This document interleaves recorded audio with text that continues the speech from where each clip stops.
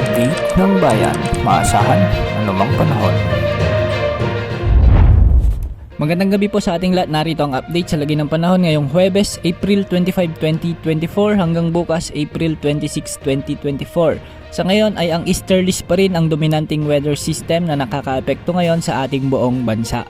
Magdadala ito ng mainit o maalinsangang panahon sa maraming lugar na minsan ay mayroon ding mga kalat-kalat na pag-ulan. Samantala bumaba naman ang epekto ng ITCZ kaya hindi na ito nakakaapekto sa anumang bahagi ng Mindanao ngayon.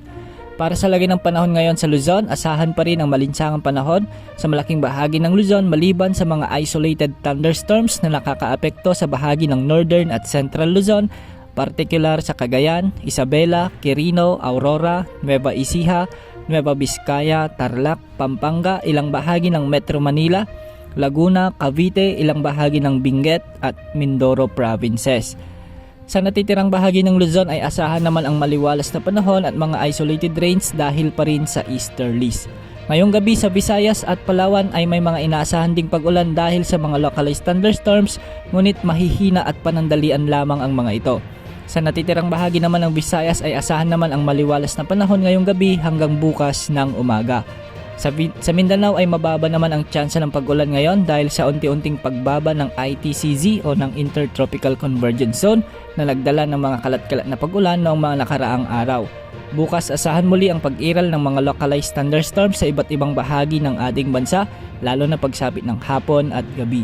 Sa ngayon ay wala namang nakataas na gale warning sa anumang karagatang sakop ng ating bansa at mababa naman ang tsansa na may mabuong bagong low pressure area o bagyo sa susunod na 3 hanggang 5 araw at hanggang sa susunod na mga linggo.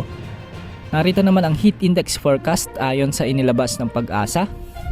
Kanina pumalo sa 47 degrees Celsius ang pinakamataas na heat index sa may Dagupan City, Pangasinan at Apari, Cagayan. Bukas posibleng muling pumalo sa 47 degrees Celsius ang pinakamataas na heat index sa Dagupan City, Pangasinan at 46 degrees Celsius naman sa Apari, Cagayan at Aborlan sa Palawan. Ang mga heat index na ito ay delikado na at nasa danger level na ayon sa kategorya ng Pag-asa kaya palagi nating pinag-iingat ang ating mga kababayan sa banta ng heat cramps, heat exhaustion, dehydration at heat stroke. At yan ang update sa lagay ng ating panahon. Ito po ang weather update ng bayan. Maasahan anumang panahon.